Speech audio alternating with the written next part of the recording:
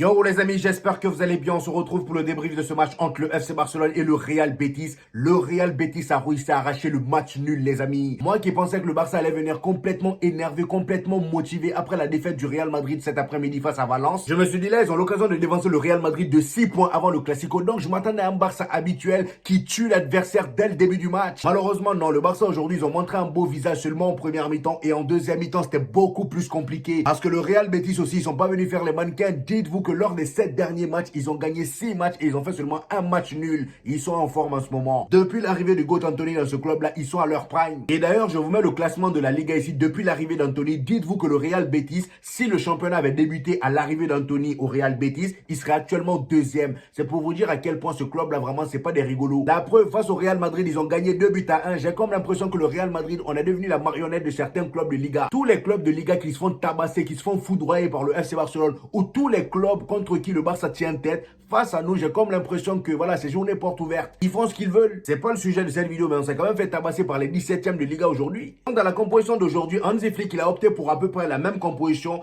Étant donné qu'Inigo Martinez est blessé, il a mis notre cher, comment il s'appelle, notre cher Araujo à sa place. Donc sur la ligne défensive, c'était la seule chose qui changeait. Et au goal, c'était Chesney comme d'habitude. Hansi Flick, lui, connaît pas rotation comme au Real Madrid. En championnat, on a Thibaut Courtois et en Coupe du Roi, on a Lunin. Au FC Barcelone, eux, c'est Lunin point barre. Le milieu d'aujourd'hui était le milieu habituel. Voilà, Gavi à la place de Dani Olmo. Étant donné que Dani Olmo est blessé, voilà, le double pivot était pareil. Pedri, De Jong. Et pour terminer le trio offensif, il y avait que Rafinha qui s'est reposé aujourd'hui, étant donné que lui aussi, voilà, il avait un peu de fatigue. Donc pour remplacer Rafinha, Hansi Flick a eu la magnifique idée de mettre Ferran Torres. Personnellement, je préfère ça que de mettre Firmin Lopez. Mais le problème, c'est qu'aujourd'hui, ça n'a pas vraiment marché. Robert Lewandowski et la ferraille sur le même terrain en tant que titulaire, ça colle pas. Parce que d'un côté, on a Robert Lewandowski qui apprend toujours à faire des contrôles. Le frérot, voilà, j'ai comme l'impression que ces pattes-là, c'est pas encore bien.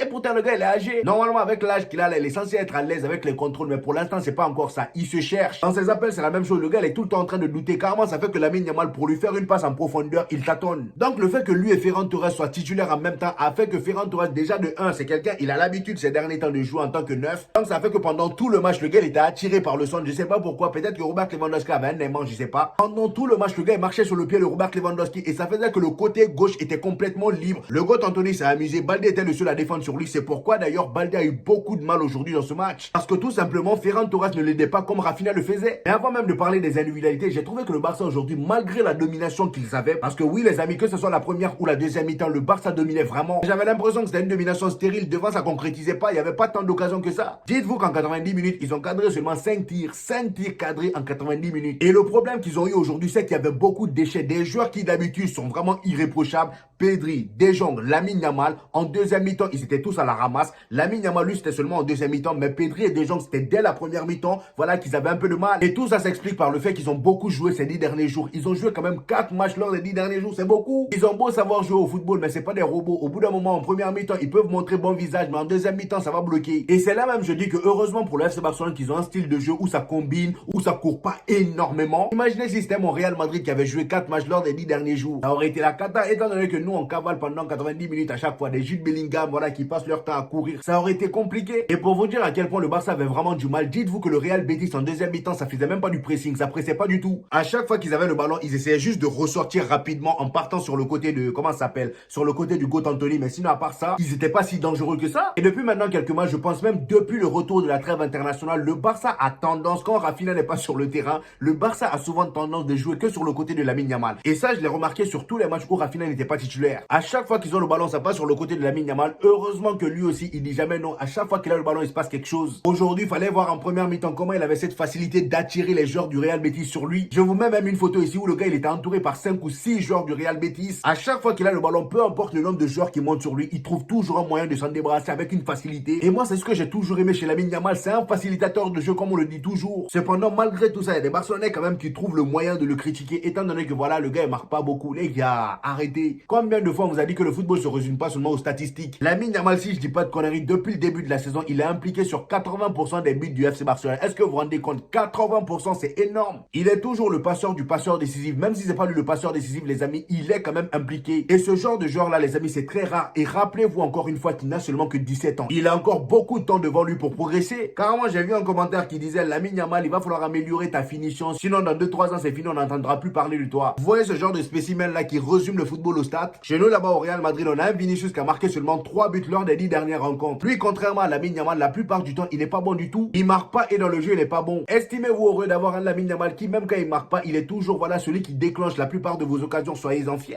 Bref, malheureusement pour Lamine Yamal, en deuxième mi-temps, la fatigue s'est fait ressentir. Voilà, le gars, il était beaucoup moins percutant. Il n'était pas le seul d'ailleurs. Presque toute l'équipe du FC Barcelone était dans ce cas-là. Frenkie de Jong aussi était dans la même situation que Pedri. Lui aussi, avec la fatigue, il avait beaucoup de déchets. On le voyait moins porter le ballon comme il le fait d'habitude. Défensivement, s'il y a bien quelqu'un qui a été très mauvais aujourd'hui, c'est Ronald Araujo. D'ailleurs, le but que le Barça se prend, c'est de sa faute. Voilà, c'est quel marquage tu nous fais là? Normalement, quand tu fais des marquages comme ça, tu es censé protéger aussi tes cages. Mais toi, tu fais un marquage en étant derrière le joueur du Real Betis. Comment tu veux protéger tes cages? Le gars, il a juste mis la tête et c'est rentré. Jules Koundé, quant à lui, a fait un très gros match aujourd'hui. Il a été d'ailleurs le joueur défensif le plus en vue. Voilà, offensivement, il était très intéressant. À un moment, il a même failli marquer un très beau but, les amis. Il a fait un crochet dans la surface. Malheureusement, le gardien a arrêté son tir, mais vraiment, c'était une très belle action. Donc voilà, les amis, match nul pour le FC Barcelone. Nous, personnellement, ça nous arrange. C'est mieux que s'ils avaient gagné. Donc là, il y a seulement 4 points entre nous. Si on fait aucun faux pas jusqu'au Classico, ce qui est pas sûr, vu la prestation qu'on a sortie aujourd'hui, moi, je mets même plus ma tête sur le fait de ne plus faire de faux pas. Parce que le Real Madrid, il peut se passer tout et n'importe quoi. Mais ça reste quand même le Real Madrid, tout est possible. Si on gagne face au FC Barcelone, il restera seulement un point entre nous. Et ça va se jouer sur les derniers matchs. Voilà, qui fera le plus de faux pas. Donc voilà, les amis, je sais pas ce que vous avez pensé de ce match-là. Dites-moi ça en commentaire, les gars. J'hésiterai pas à vous répondre comme d'habitude.